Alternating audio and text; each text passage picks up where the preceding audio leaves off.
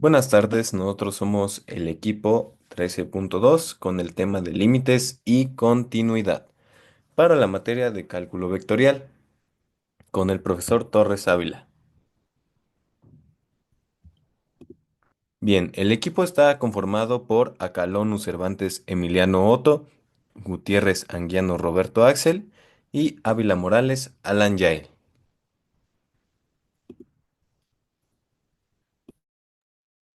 Ok, comenzaremos definiendo lo que es un límite. Que lo que es un límite es una herramienta fundamental en cálculo que nos permite analizar el comportamiento de una función para un valor determinado. La nomenclatura es la que aparece acá y se lee como el límite de la función de x cuando x tiende a. Ahora, si la función de x llega a ser igual a el valor a o se acerca indefinidamente hacia este, decimos que el límite existe. Sin embargo, si el límite es indeterminado, no existe. O bueno, hay funciones específicas en las que no hay límite. Un ejemplo de ello serían funciones racionales del tipo 1/x. Ok, las aplicaciones de los límites en las ciencias son bastante amplias, pero un ejemplo específico de ello sería la aplicación en física, que como bien sabemos, la derivada de la función posición es igual a la función velocidad y la derivada de la función velocidad es igual a la función aceleración. Ahora, un límite se compone, como bien sabemos, de incrementos.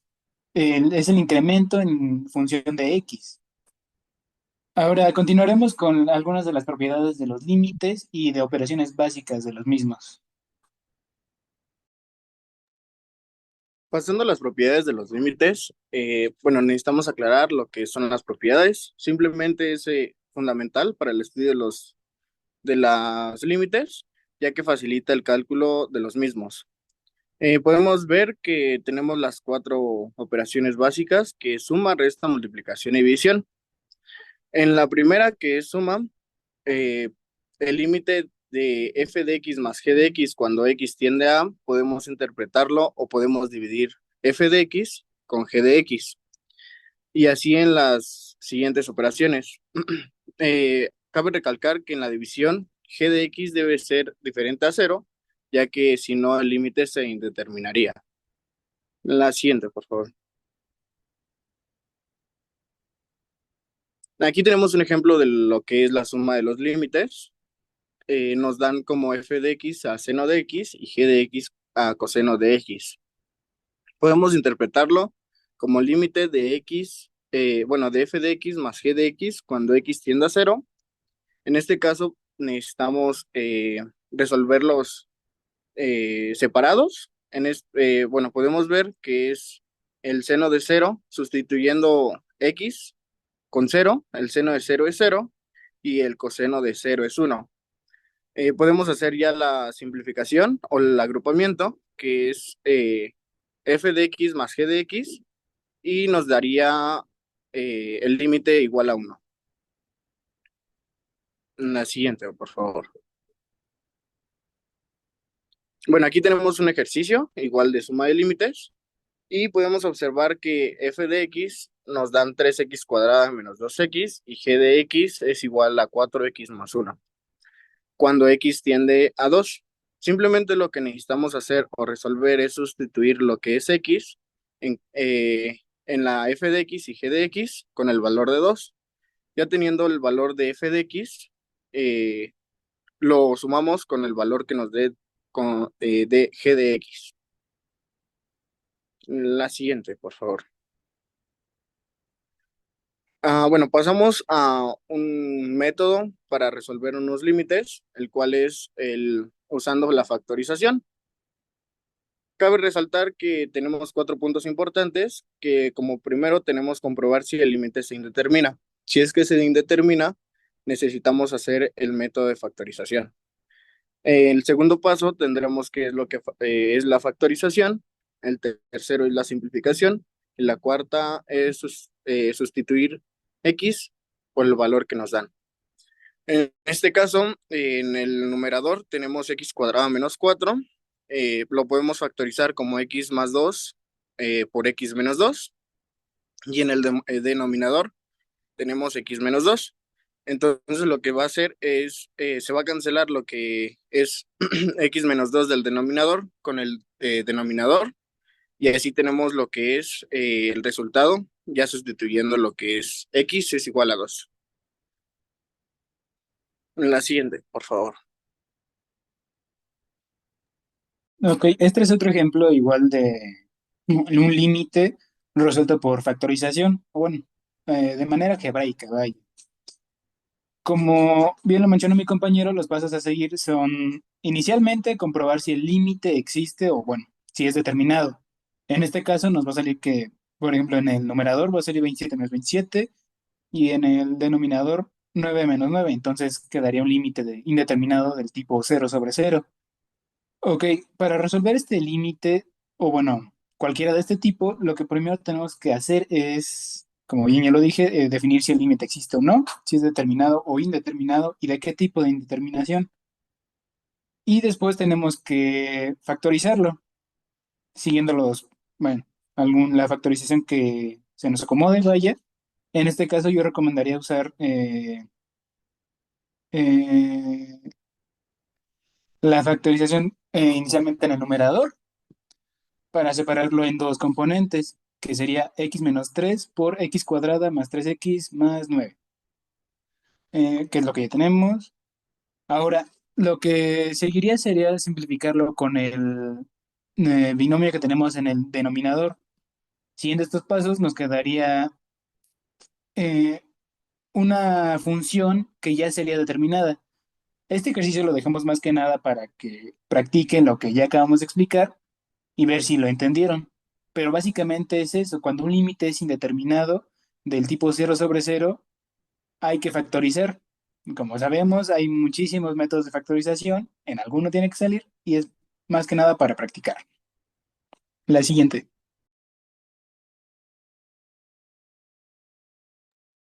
Bueno, pasamos a los límites infinitos y al infinito. Bueno, el límite infinito ocurre cuando el valor de una función tiende hacia el infinito, cerca de un punto crítico, lo que suele indicar una asíntota vertical. Bueno, ¿cómo lo estamos nosotros exponiendo? Sería básicamente con ese ejemplo, que ponemos que el límite de x cuando tiende a cero y tenemos esa función, pero nosotros al representar pues ese límite se podría decir, ocupamos esa función y hay que reemplazar, pues vemos ahí en ese ejemplo que poco a poco va a ir incrementando y pues bueno, como su nombre lo menciona, va a tender hacia el infinito. Para estos son muy especiales. Estos hay que tener básicamente mucho cuidado al encontrarlos para poder desarrollarlos bien.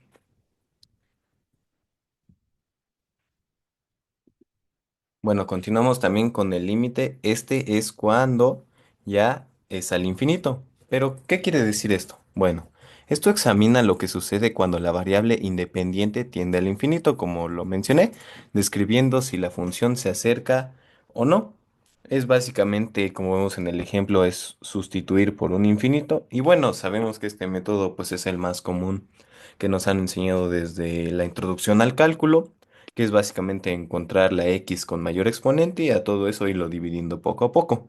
Como ahí básicamente la de mayor exponente sería una x normal, entonces toda la expresión se va a dividir entre una x, dejando solamente 11 medios. Bien, pasamos con la continuidad de una función.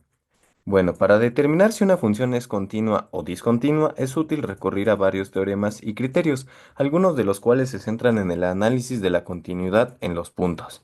Pero más que nada, el más común que nos han enseñado a nosotros mismos, pues es el de verificar si está definido o no, después si existe el límite y después que el límite de x cuando tiende a c, pues va a ser el mismo. Ahí, como se puede ver en el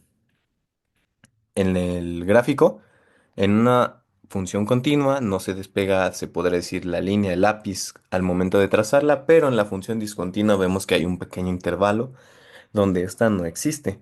Claro, hay demasiadas teorías, ¿no? Está la teoría bolzana, está la teoría de Weierstrass, está la de funciones compuestas y de valor extremo, pero no son tan usuales de utilizar, como lo es esta de los puntos que acabo de mencionar.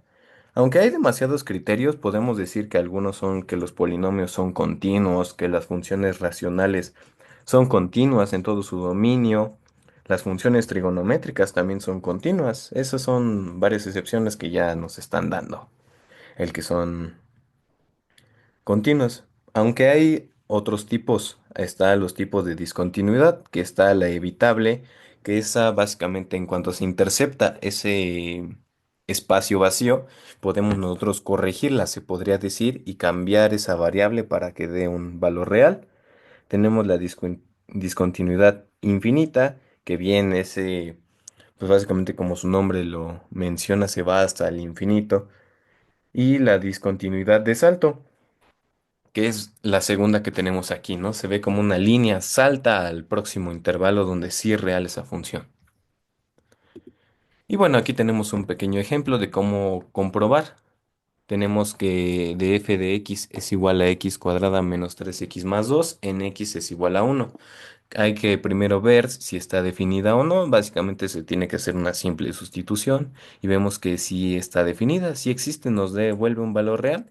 Claro, no es como la anterior, ¿no? Que divide entre cero, eso no es posible, eso ya es un límite indeterminado y ya se utilizan distintos métodos como los que vamos a ver a continuación. Bueno, después comprobamos si el límite existe nuevamente para nuestra función, nuevamente vemos que sí. Y al último verificamos si son iguales cuando tiende a cero, entonces si se cumple la condición de continuidad.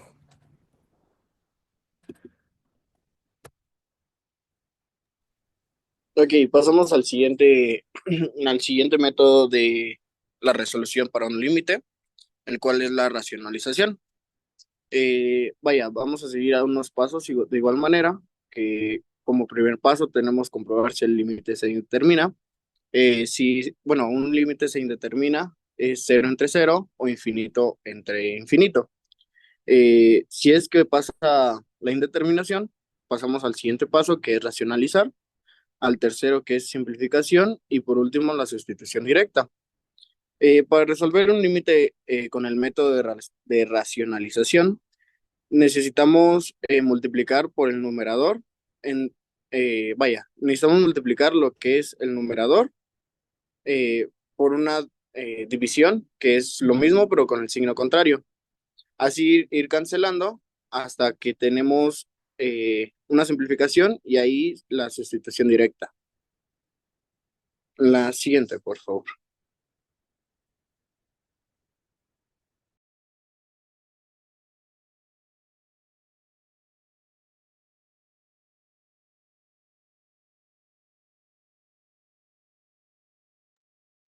Ok, el teorema de L'Hopital es otro método para resolver un límite. Eh, no necesariamente tiene que tender a infinito, puede tender a cualquier otra variable, bueno, constante en todo caso, pero sí es necesario que sea indeterminado. O sea, por ejemplo, en este caso nos va a quedar infinito sobre infinito, también menos infinito sobre menos infinito, y cuando es mixto se considera una indeterminación, igual que cero sobre cero. Ahora, el teorema de L'Hopital consiste en derivar la función. Como en este caso tenemos una función racional, hay que tener mucho cuidado con esto porque no se denomina como una sola función, sino como dos funciones. En este caso sería derivar 3x cuadrada más 2x y aparte derivar 5x cuadrada más x. Hay que tener cuidado en esto, no hay que considerarlo como una sola función, a pesar de que sí haya fórmula de derivación directa para una función racional, hay que tener mucho cuidado en esto, no hay que confundirse. No necesariamente aplica solo para, bueno, el punto es ese, hay que derivar numerador y denominador por separado, la que sigue. Ahora, este es un ejemplo para que ustedes resuelvan de un límite indeterminado. Si es el límite de la función x sobre Euler a la x, cuando x tiende a infinito. En este caso nos va a quedar una indeterminación del tipo infinito sobre infinito. Va a ser un ejercicio muy sencillo. Hay que derivar únicamente. Y básicamente sería eso de mi parte. Eh, Como bien dijimos, recomendamos hacer los ejercicios que pusimos o que propusimos como refuerzo para los temas que acabamos de exponer. Y eso sería todo. Muchas gracias.